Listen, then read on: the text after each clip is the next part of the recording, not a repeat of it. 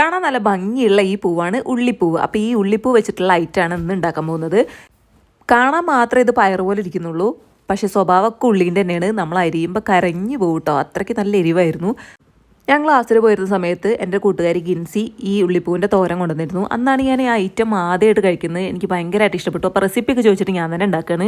ആദ്യം തന്നെ ഒരു ചട്ടി വയ്ക്കുക, എന്നിട്ട് അതിനകത്ത് വെളിച്ചെണ്ണ വെച്ചിട്ട് കടുക് പൊട്ടിച്ചിട്ട് ഈ അരിഞ്ഞ് വെച്ച് ചേർക്കുക. എന്നിട്ട് അതിലേക്ക് കുറച്ച് ഉപ്പിടുക, കുറച്ച് വെള്ളം ഒഴിക്കുക, എന്നിട്ട് അടച്ച് വെച്ച് വേവിക്കുക.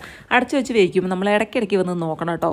നോക്കാതെ ഫോണിലും കളിച്ചുകൊണ്ടിരുന്നത് ഇതുപോലെ കരിയും. എനിക്ക് പിന്നെ കരിഞ്ഞ ഉപ്പേരി ഇഷ്ടമായതുകൊണ്ട് കുഴപ്പമില്ല. ഇനി അടുത്ത സ്റ്റെപ്പ് എന്താണെന്ന് വെച്ചാൽ കുറച്ച് തേങ്ങ എടുക്കുക, അതിലേക്ക് ഒരു പച്ചമുളക് ഇട്ടിട്ട് നന്നായിട്ടൊന്ന് ചതച്ചെടുക്കുക. അതും കൂടെ ഇതിലേക്ക് ഇട്ടിട്ട് ശകലം വെള്ളം ഒഴിച്ചിട്ട് 2 മിനിറ്റ് വീണ്ടും വേവിക്കുക.